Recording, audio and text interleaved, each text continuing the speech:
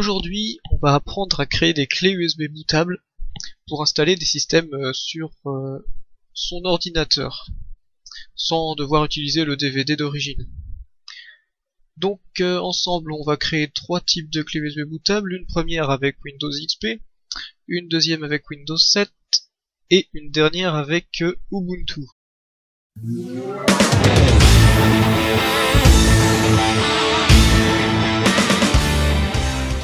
Pour une première partie, on va donc créer la clé USB bootable Windows XP.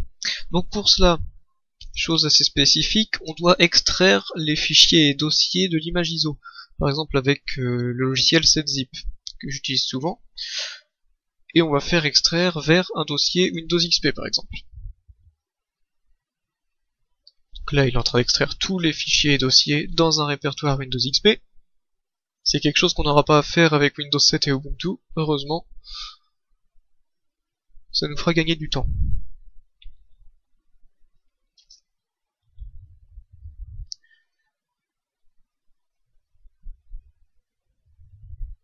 Voilà, les fichiers sont extraits.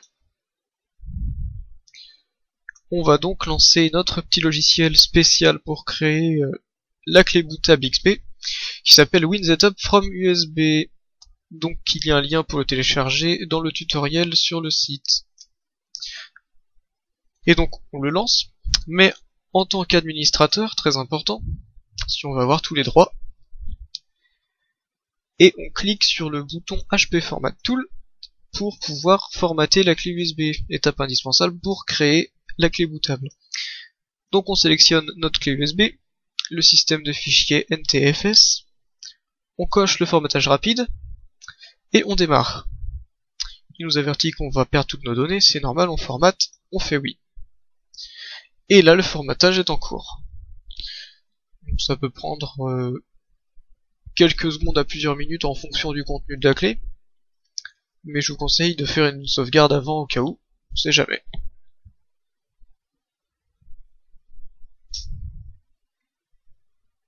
Voilà, on nous indique que le formatage est terminé, on va pouvoir passer à la suite. On ferme la fenêtre.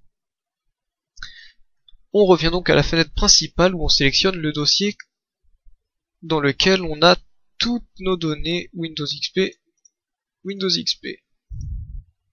Donc le dossier d'extraction qu'on a utilisé tout à l'heure. Voilà. Et on vérifie bien que on ait notre clé USB dans la deuxième fenêtre. À partir de là, on coche le bouton fixe et on lance la création de la clé bootable avec Go. Là pareil, ça va prendre quelques minutes et au bout du compte, on aura notre clé USB bootable Windows XP.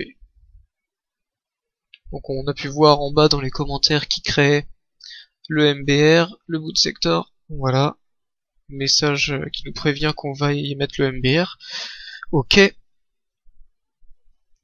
Et c'est en cours d'installation.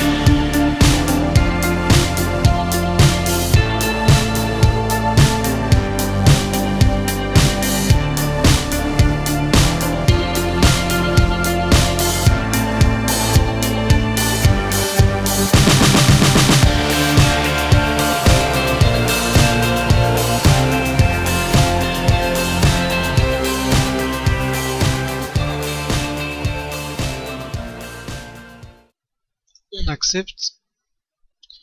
Et voilà, à partir d'ici, on a notre clé bootable XP fonctionnelle.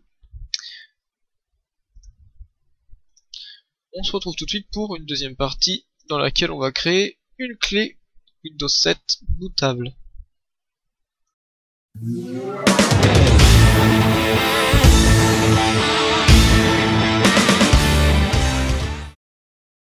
Nous revoici pour la seconde partie du tutoriel numéro 3 dans laquelle on va créer une clé USB bootable Windows 7.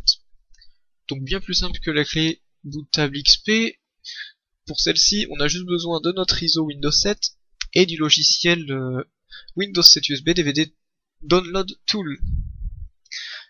On le lance en tant qu'administrateur. Oui.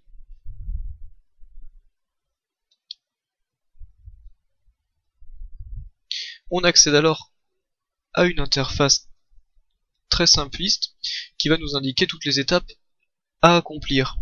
Donc la première, on va aller chercher notre fichier ISO. Donc sur le bureau, dans le dossier Windows 7, on sélectionne notre ISO, on ouvre, on clique sur suivant. On choisit de créer ça en USB, on peut aussi créer un DVD, mais nous, ce qui nous intéresse, c'est la clé USB. Dans la liste des périphériques, on sélectionne notre clé USB, et on démarre la copie. Il nous indique que notre clé USB doit être formatée pour pouvoir contenir les fichiers de Windows 7. On clique sur supprimer le contenu, et on fait oui. C'était plutôt simple et rapide, on va dire.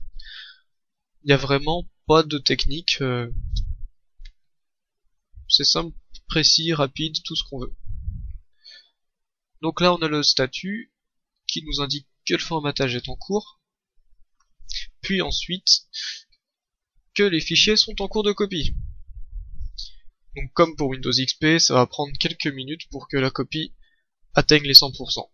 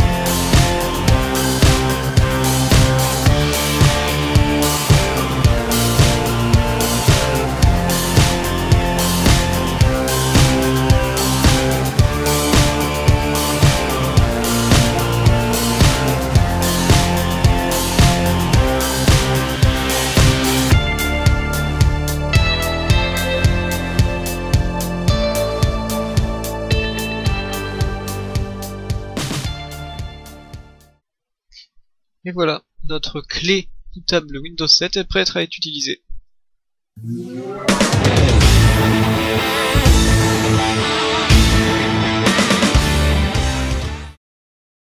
Pour cette dernière partie du tutoriel, on va créer une clé bootable Ubuntu.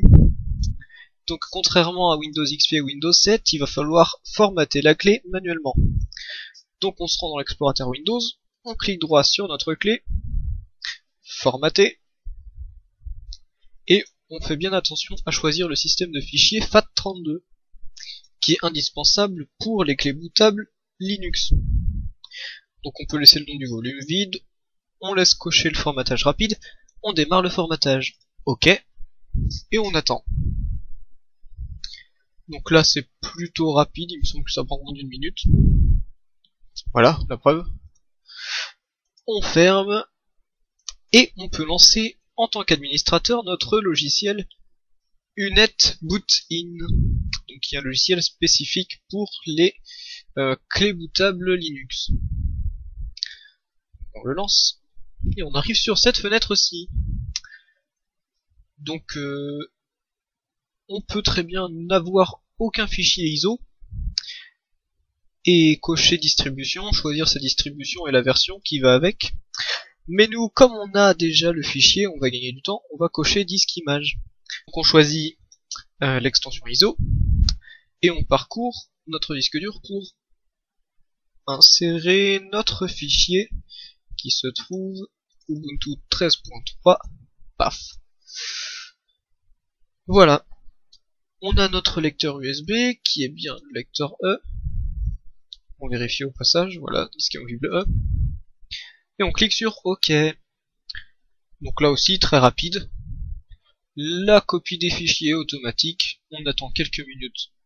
Et notre clé sera prête. Donc on peut voir en bas, pareil, la barre de progression.